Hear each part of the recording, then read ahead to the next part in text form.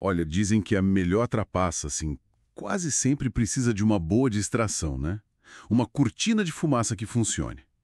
E é justamente essa estratégia, a do disfarce, do desvio, que a gente vai analisar hoje. Vamos usar uns trechos aqui de O Engano Perfeito. Temos fontes que definem a tática, um relato bíblico bem antigo e também uma história detalhada de um golpe lá do século XX, do famoso Yellow Kid Whale. A ideia aqui é entender como essa distração funciona para manipular, sabe? Vendo esses exemplos. Ok. Vamos mergulhar nisso. Basicamente, o que o texto chama de cortina de fumaça é usar uma fachada conhecida. Algo familiar, às vezes até agradável, para esconder o objetivo real. Essa familiaridade, ela meio que acalma, né? Baixa a guarda da pessoa. Exato.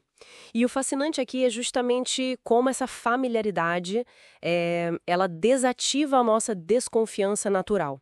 Quando a gente se sente em território conhecido, a vigilância diminui.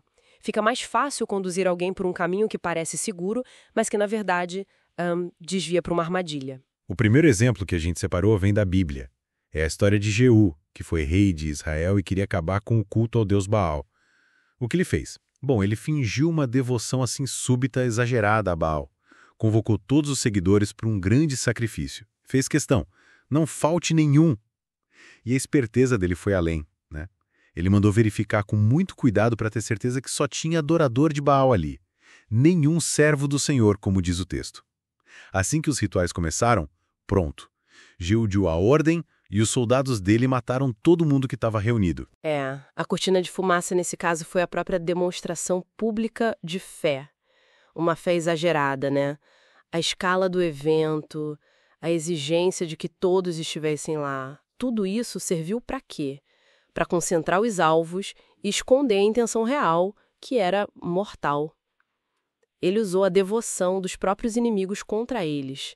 Foi bem engenhoso. Agora, avançando bastante no tempo, para 1910, temos a história do Sam Dizil e do golpista Joseph Weil, o Yellow Kid. Essa aqui é uma trama mais elaborada, talvez. Dizil era um comerciante, já aposentado, com dinheiro e provavelmente meio entediado, né? Aí o Weil chega para ele com uma proposta. A história era assim. Um suposto tio do Weil queria vender um pavilhão de caça que pertencia a uns milionários, sabe?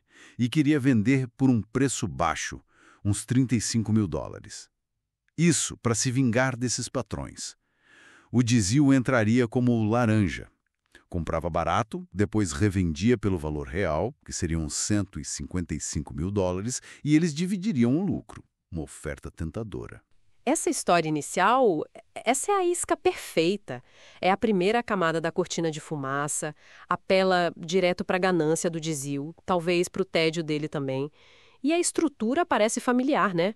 Um negócio vantajoso.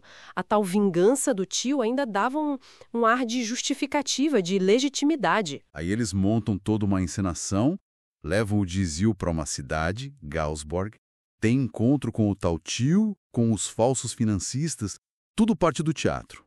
E no meio disso tudo, o Weil apresenta um cara, George Gross. Diz que ele é um boxeador, mas visivelmente fora de forma, né? O texto fala cabelos grisalhos e uma barriga de chope. Só que o Dizil mal presta atenção nisso. Ele está focado no negócio principal, no dinheiro fácil do pavilhão. Exatamente. A atenção dele estava toda voltada para essa promessa de lucro. E isso ilustra muito bem como o foco intenso numa recompensa esperada pode cegar a pessoa para detalhes que deveriam levantar suspeita. Tipo um boxeador que não parece nada com o atleta. Aí, durante a reunião lá com os financistas, surge uma discussão por acaso sobre boxe e propõe uma aposta entre o Weil e os tais financistas. Só que o Weil, espertamente, finge que não tem todo o dinheiro para cobrir a aposta. Isso deixa o tio dele desesperado, fingindo temer que o negócio do pavilhão vá por água abaixo. E aí vem a virada, né? O golpe dentro do golpe. Para salvar o negócio principal, o Dizil oferece os $35 mil dele e o dinheiro que ele tinha levado justamente para comprar o pavilhão para completar a aposta do Weil. Percebe a dinâmica. A distração inicial, que era o negócio do pavilhão, que parecia ser o objetivo principal, Ela tornou o Dizil psicologicamente investido. Ele estava tão focado naquilo que ele mesmo acabou financiando o roubo do próprio dinheiro. Tudo para proteger um lucro que, na verdade, nunca existiu. A primeira cortina de fumaça abriu caminho para a segunda. O final é rápido e dramático. Tem uma luta, claro que arranjada, o Groves é nocauteado e morre. Usaram até uma bexiga com sangue de galinha para simular o ferimento. Um falso médico aparece, declara a morte, pânico geral. O Dizil fica apavorado achando que vai ser cúmplice de um homicídio, ele foge, larga o dinheiro para trás e, claro, o Whale e a turma dele pegam os 35 mil e dividem. Fim do golpe. A estratégia do Whale fica bem clara, né? Ele usou uma fachada familiar, a de um negócio imobiliário, para desviar completamente a atenção do Dizil. E aí executou o plano real, roubar o dinheiro através da posta falsa. Tem uma citação interessante, acho que de A Arte da Guerra Japonesa, que diz algo como: criar uma fachada familiar permite que você manobre sem ser notado, porque as pessoas tendem a ver só o que elas esperam ver. A eficácia toda está nisso. Explorar uma vulnerabilidade, pode ser ganância, fé, tédio, como nos exemplos, e canalizar isso através de algo que pareça conhecido, familiar. Então, o que a gente tira disso tudo? Acho que a lição é sobre o poder que uma distração bem feita tem. Uma distração que se apoia naquilo que é familiar para a gente ou naquilo que a gente deseja muito.